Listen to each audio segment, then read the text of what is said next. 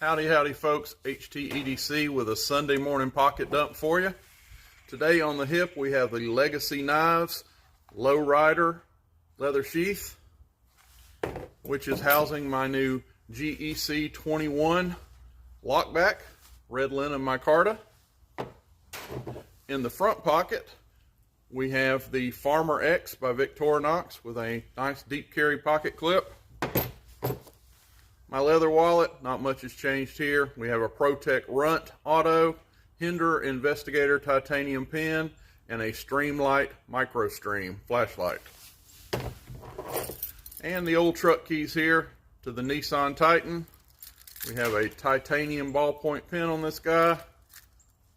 Check out the world's smallest pocket knife here. Isn't that cool? And how about everybody needs a pry bar. God bless.